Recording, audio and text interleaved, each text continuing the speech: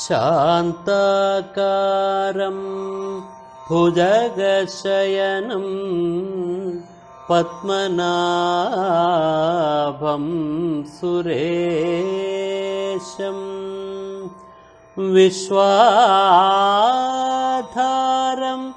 ഗഗനസദൃശം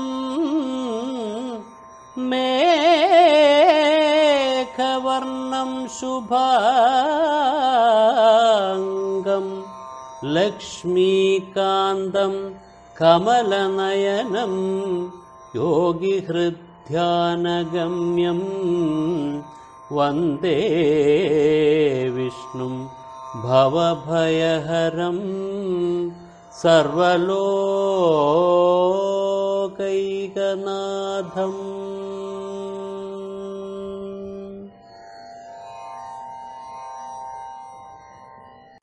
ഭീമൻ എന്ത് ചെയ്തു വെച്ച് കഴിഞ്ഞാൽ തൻ്റെ ആ ഗദാപ്രയോഗ വൈദഗ്ധ്യം കൊണ്ട് ജരാസന്ധനെ ആടിച്ചു വീഴ്ത്തി ഒരു കാല് ചവിട്ടിപ്പിടിച്ച് മറ്റേ കാല് കൈകൊണ്ട് പിടിച്ച് വലിച്ച് രണ്ടായിട്ടങ്ങ് കീറി നേരെ രണ്ടായിട്ട് മാറി. പണ്ട് അങ്ങനെയാണല്ലോ ഈ കുട്ടി പറന്നത്, കുഞ്ഞ് പറന്നത് അങ്ങനെയാണല്ലോ. ആ മാമ്പഴത്തെ രണ്ടായിട്ട് മുറിച്ച പത്നിമാർക്ക് ജരാസന്ധൻ്റെ പിതാവ് കൊടുത്തതുകൊണ്ട് രണ്ട് ഭാഗമായിട്ടാണല്ലോ കുഞ്ഞ് പറന്നത്.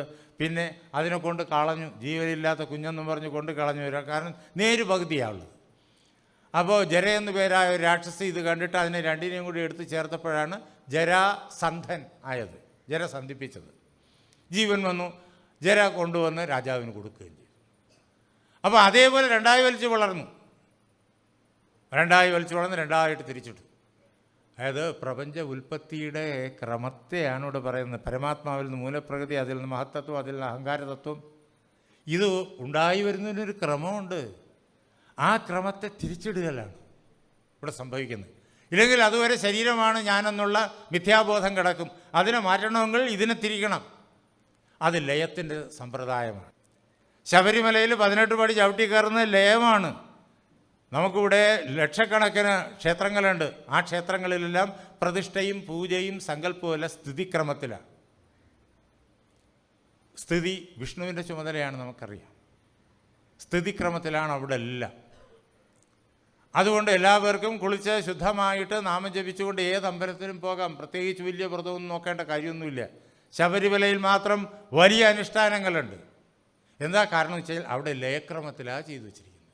അതാണ് ഈ 18 പടി. ആകെ 25 പടികളാണ്, 24 പ്രകൃതി തത്വങ്ങളും ഒരു പുരുഷതത്വവും. അതിലെ വിശദീകരിക്കാൻ നിൽക്കുന്നില്ല, സമയമില്ലാത്തത് കൊണ്ട്. നവംബർ മാസത്തിലെ ഹിന്ദു വിശ്വ എടുത്ത് വായിക്കുക. അതിനകത്ത് ഒന്നാമത്തെ ലേഖനം നവംബറിലെ ഹിന്ദു വിശ്വ ഹിന്ദു പരിഷത്തുകാരുടെ മാസികയാണ്. അതിനകത്ത് എഴുതിയിട്ടിട്ടുണ്ട്. ഒന്നാമത്തെ ലേഖനം ഇതാണ്. അതിൽ ഈ 18 പടികൾ, ആ താഴത്തെ 5 പടി സ്ഥൂല പഞ്ചഭൂതങ്ങൾ, അടുത്ത 5 പടി അത് 5 കർമ്മേന്ദ്രിയങ്ങൾ, അതിൻ്റെ അടുത്ത പടി 5 ജ്ഞാനേന്ദ്രിയങ്ങൾ. അപ്പോൾ 15ആയി. 16ാമത്തെ പടി മനസ്തത്വം, 17ാമത്തെ പടി ഗന്ധതത്വം, 18ാമത്തെ പടി രസതത്വം. അങ്ങനെ 18 പടി. 19ാമത്തെ പടി രൂപതത്വമാണ്. അത് കയറിക്കൂടാ, അതാണ് അത് സോപാനത്തിലെ ആദ്യത്തെ പടി. 18 പടികൾ ഇവിടെയും, 6 എണ്ണം 5ഉം 1ഉമായിട്ട് 6 എണ്ണം സോപാനത്തിൽ. ആ രൂപതത്വത്തിൽ കയറിക്കൂടെ, രൂപം ലയിക്കും. ലയിപ്പിച്ചാൽ കയറുന്നേ. ശരണം വിളിച്ച് ഈ വ്രത ശുദ്ധിയോടുകൂടി ശരണം വിളിച്ച് കയറുമ്പോഴത്തേക്കും ഇതിനെ, ഈ തത്വങ്ങളെ ലയിപ്പിച്ച് പോവാണ്. അങ്ങനെ രൂപതത്വത്തിൻ്റെ മുന്നിൽ 19ാം പടിക്ക് ഇപ്പുറം, സോപാനത്തിന് ഇപ്പുറത്ത് നിന്ന് നിർഗുണ നിരാകാര ബ്രഹ്മത്തെ സഗുണ സാകാരമായിട്ട് അയ്യപ്പനായിട്ട് കാണാം. അതാണ് അവിടെ ചെയ്യുന്നത്. അങ്ങനെ ലയിപ്പിച്ച് കയറിപ്പോകുമ്പോഴേക്കും നമ്മിൽ അടങ്ങിയിരിക്കും. നമ്മിൽ ഈ 25 തത്വവും നമ്മിലുണ്ട്. നമ്മുടെ ഉള്ളിൻ്റെ ഉള്ളിൽ അയ്യപ്പൻ അഥവാ നിർഗുണ നിരാകാര ബ്രഹ്മം അഥവാ വാസുദേവ കൃഷ്ണൻ അഥവാ ശിവൻ നാമായിട്ടിരിക്കുന്നു. ബാക്കി ഈ 24 പ്രകൃതി തത്വങ്ങളെ ലയിപ്പിക്കുമ്പോൾ ആ 25ാമത് തത്വം നമുക്ക് നേരിട്ട് കാണാം. ആ 25ാമത് തത്വത്തിൽ ലയിക്കാം. നമ്മൾ ഈ ശ്രദ്ധയോടുകൂടിയിട്ട് ഇത് ചെയ്തു കഴിഞ്ഞാൽ നമ്മിലിരിക്കുന്ന ഈ 24 തത്വങ്ങളിലും അനേക ജന്മങ്ങളിലൂടെ നേടിവെച്ചിരിക്കുന്ന കർമ്മവാസനകൾ ലയിച്ച് പോകും. അതാണ് അവിടെ ചെന്ന് ഭഗവാനെ തൊഴുതു വരുമ്പോൾ വലിയൊരു സന്തോഷം, വലിയൊരു ആശ്വാസം, വലിയൊരു വളർച്ച നമുക്ക് ഉണ്ടായതായിട്ടുള്ള അനുഭവം വരുന്നത് അതുകൊണ്ടാണ്. അങ്ങനെ ലയതത്വമാണ് അവിടെ കൂടുതൽ വിശദമാക്കാൻ നിൽക്കുന്നില്ല. ആ ലേഖനം നോക്കിക്കൊള്ളുക. 10 വയസ്സിനും 50 വയസ്സിനും ഇടയ്ക്കുള്ള സ്ത്രീകൾ പോകാത്തതിൻ്റെ കാരണം ഇതാണ്. ഈ കാലഘട്ടത്തിൽ അവരിൽ പ്രവർത്തിക്കുന്നത് സൃഷ്ടിക്രമമാണ്.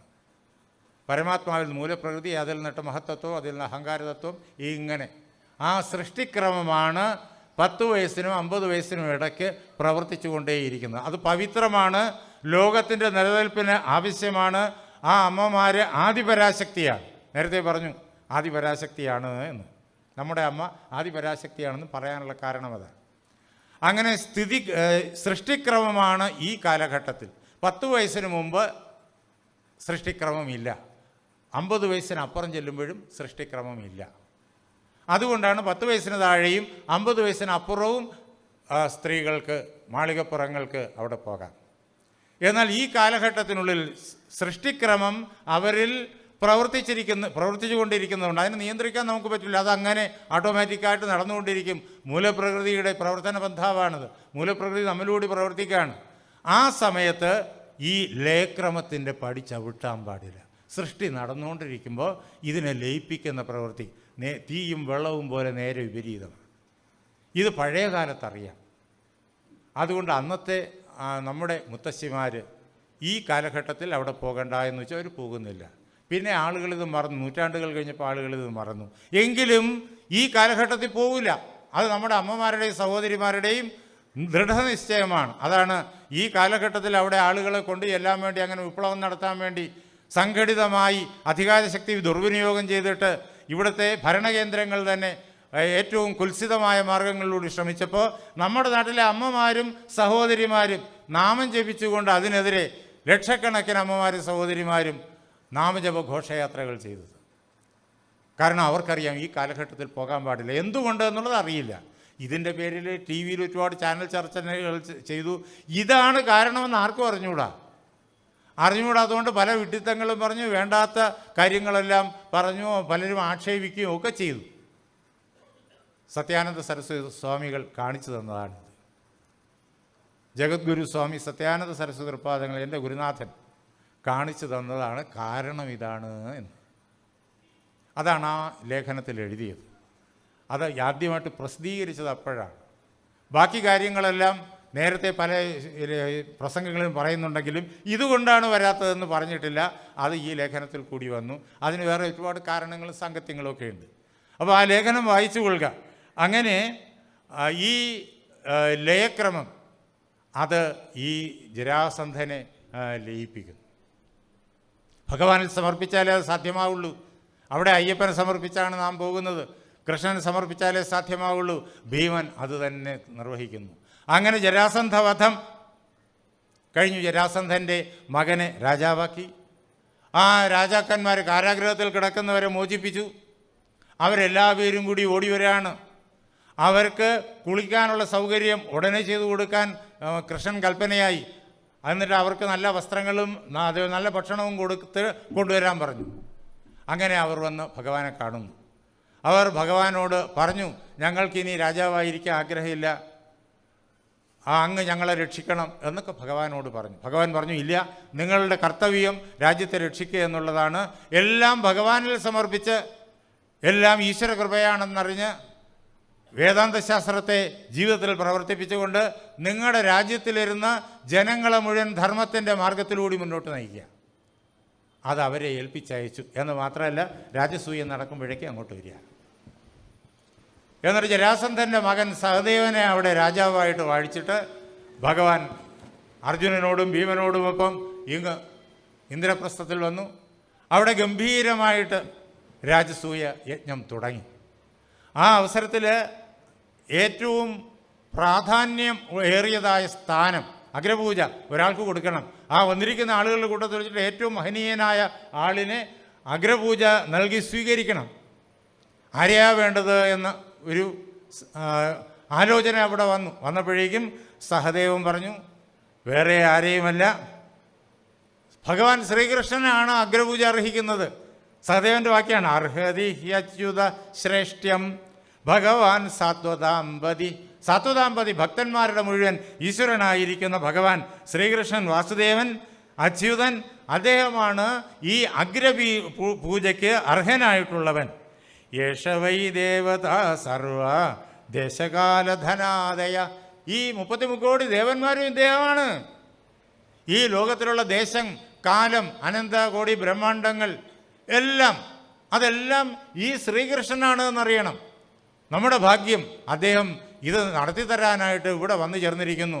അദ്ദേഹത്തെ രത്നപീഠത്തിലിരുത്തിയിട്ട് നമുക്ക് പട്ടാഭിഷേകം ചെയ്യണം എന്ന് മഹാജ്ഞാനിയായ സഹദേവൻ പറഞ്ഞു. ഉടനെ തന്നെ യുധിഷ്ഠിരൻ കൽപ്പനയായി.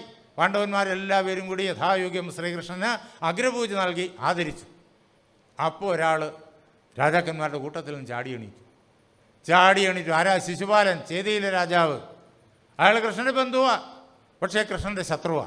സ്വഭാവം അങ്ങനെയായിപ്പോയി. അയാൾ കൃഷ്ണനെ ഭത്സിച്ചു. അപ്പോൾ അർജുനൻ വില്ലുമെടുത്ത് ചാടി, ഭീമൻ ഗദയും എടുത്ത് ചാടി, നകുല സഹദേവന്മാർ വാളും എടുത്ത് ചാടി, യുധിഷ്ഠിരൻ ശൂലവും എടുത്ത് ചാടി യുദ്ധത്തിന്. കൃഷ്ണൻ പറഞ്ഞു, വേണ്ട, നിങ്ങളാരും ഒന്നും ചെയ്യേണ്ട, ഈ കാര്യം ഞാൻ നോക്കിക്കൊള്ളാം. ഭഗവാൻ ഉടനെ തന്നെ ചക്രമെടുത്ത് ആ ശിശുപാലൻ്റെ കണ്ഠം ഛേദിച്ചു. ജയവിജയന്മാർ, ശാപം പറ്റിയ ജയവിജയന്മാർ നമ്മൾ ഭാഗവത്തിൻ്റെ തുടക്കത്തിലേ കാണുന്നുണ്ടല്ലോ. ആ ജയവിജയന്മാരാണ് ഹിരണ്യാക്ഷനായും ഹിരണ്യകശിപുവായും പിന്നെ രാവണനായും അതേപോലെ കുംഭകർണനായും പിന്നെ ഇപ്പോൾ ശിശുപാലനായും ദന്തവക്രനായും വന്നിരിക്കുന്നത്. 3 ജന്മങ്ങളിലും അവർക്ക് ഭഗവാൻ തന്നെ അവരുടെ കണ്ഠച്ഛേദനം ചെയ്ത് മോചനം കൊടുക്കാമെന്ന് ഭഗവാൻ അവരോട് പറഞ്ഞിട്ടുണ്ട്. ഇതാ അതിൽ ഇനിയിപ്പോൾ ഒരു ദന്തവക്രം മാത്രമേ അവശേഷിച്ചിട്ടുള്ളൂ. അത് ഇനി തുടർന്ന് നടക്കും. ശിശുപാല വധവും ശിശുപാലൻ്റെ ആ ശരീരത്തിൽ നിന്നിട്ട് ദിവ്യമായൊരു ജ്യോതിസ് ഉയർന്ന് എല്ലാവരും കാണക്കവേ ഭഗവാനിൽ വന്ന് ലയിക്കുന്നതും കണ്ടു. അതിഗംഭീരമായിട്ട് രാജസൂയ യജ്ഞം നടന്നു. ജരാസന്ധൻ്റെ യജ്ഞം നടന്നില്ല. ജരാസന്ധൻ്റെ യജ്ഞം തകർന്നുപോയി. ഭഗവാൻ തന്നെ തകർത്തു. രാജസൂയ യജ്ഞം, ഭഗവാനിൽ സമർപ്പിതമായ യജ്ഞം ഭഗവാൻ തന്നെ വന്നിരുന്ന് വിജയിപ്പിച്ചു. നമ്മുടെ ഏതൊരു കർമ്മവും ജയിക്കുന്നത് നാം ഭഗവാനെ മുൻനിർത്തി ഭഗവാനിൽ സമർപ്പിച്ച് ഭഗവത് പൂജയായിട്ട് ലോക നന്മയ്ക്ക് വേണ്ടിയിട്ട് അത് നിർവഹിക്കുമ്പോഴാണ്. അങ്ങനെ നിരന്തരം കർമ്മങ്ങൾ ചെയ്യുവിൻ. ഇതാണ് ഗീതയിൽ ഭഗവാൻ പറഞ്ഞത്. അതാണ് രാജസൂയത്തിലൂടെ നമുക്ക് കാണിച്ചു തരുന്നത്. അത് ഉൾക്കൊള്ളാനും അത് നമ്മുടെ ജീവിതത്തിൽ പകർത്താനും നമ്മുടെ ഉപാസനാ പദ്ധതിയാക്കി മാറ്റാനും നമുക്ക് സാധിക്കട്ടെ എന്ന് പ്രാർത്ഥിച്ചുകൊണ്ട് എൻ്റെ വാക്കുകളാകുന്ന പൂജാപുഷ്പങ്ങൾ പാർവതീ പരമേശ്വരന്മാരുടെ പാദങ്ങളിൽ, ശ്രീരാമസീത ആഞ്ജനേയന്മാരുടെ പാദങ്ങളിൽ, എൻ്റെ ഗുരുനാഥനായ ജഗദ്ഗുരു സ്വാമി സത്യാനന്ദ സരസ്വതി തൃപ്പാദങ്ങളിൽ, എൻ്റെ പരമഗുരുവായ ബ്രഹ്മശ്രീ നീലകണ്ഠ ഗുരുപാദരുടെ പാദപങ്കജങ്ങളിൽ, ഈ ക്ഷേത്രത്തിൽ വിരാജിച്ച് നമ്മെ അനുഗ്രഹിക്കുന്ന സാക്ഷാൽ മഹാദേവൻ്റെ പാർവതീ പരമേശ്വരന്മാരുടെ പാദപങ്കജങ്ങളിൽ, ഈ യജ്ഞവേദിയിൽ വിരാജിച്ച് നമ്മെ അനുഗ്രഹിക്കുന്ന വാസുദേവകൃഷ്ണൻ്റെ പാദപങ്കജങ്ങളിൽ, ഭഗവാൻ വേദവ്യാസൻ്റെ പാദപങ്കജങ്ങളിൽ, ഭഗവാൻ ശുഖബ്രഹ്മർഷിയുടെ പാദപങ്കജങ്ങളിൽ, ആ ധന്യമായ സങ്കല്പം കൊണ്ട് പവിത്രമായിരിക്കുന്ന നിങ്ങളുടെ ഹൃദയങ്ങളിൽ പൂജാപുഷ്പങ്ങളെന്നോണം സമർപ്പിച്ചുകൊള്ളുന്നു. ജയ് സീതാറാം. ഇതുവരെ രാജസൂയം എന്ന